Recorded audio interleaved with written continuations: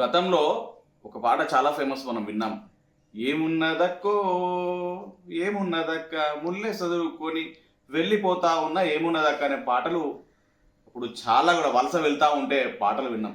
ఈరోజు కాంగ్రెస్ ప్రభుత్వంలో తెలంగాణ రాష్ట్రంలో రైతులు దగ్గర దగ్గర 420 మంది వరకు రైతులు, అంటే రోజుకు ఒక రైతులు చనిపోతా ఉన్నారు.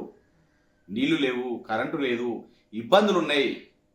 ఈరోజు చూస్తూ ఉంటే కాలంతో కరువు వచ్చినది. కాలంతో వచ్చిన కరువు కాదు, కాంగ్రెస్ ప్రభుత్వంతో వచ్చిన కరువు.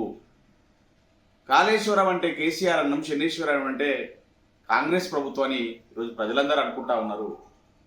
గత వానాకాల పంట కూడా నీళ్ళిరా నాయన అంటే వాళ్ళ ఇదే కేటీఆర్ గారు పోయి 50,000 మందితో మోటార్ లాంచ్ చేస్తామంటే తప్ప సోయొచ్చి అప్పుడు నీళ్లు ఇచ్చిన సందర్భం.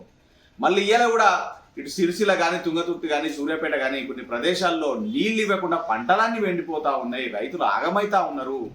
మీకు నిజంగా కేసీఆర్ గారి మీద కక్ష ఉంటే కాంగ్రెస్ ప్రభుత్వానికి, ముఖ్యంగా రేవంత్ రెడ్డి గారికి రాజకీయంగా చూసుకోవాలి తప్ప రైతుల మీద కక్ష సాధింపు చర్యలు చేయడం తగ్గదు అని చెప్పి ఈరోజు యావత్ తెలంగాణ ప్రజలు కూడా కోరుతా ఉన్నారు.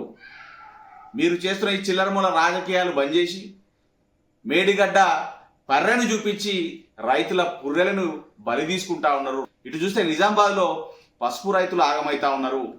మద్దతు ధర లేక అయ్యో ముర్రో అని తలకాయలు బాదుకునే పరిస్థితి. పసుపు బోర్డు వచ్చింది కదా అని చెప్పి పసుపు పంట ఎక్కువ వేసారు. ఈరోజు ఆ పసుపును కొనే పరిస్థితి లేదు, కొన్నా కూడా మరి మంచి రేట్ వచ్చిన పరిస్థితి లేక ఆగమవుతున్నారు. రైతన్నలు ఆగమైతా ఉన్నారు. దయచేసి కాంగ్రెస్ ప్రభుత్వం చెప్పిన హామీలు నిరూపించుకోవాలా. మద్దతు ధరలు ఇస్తున్నాయి, మద్దతు ధరలు ఇవ్వాలి.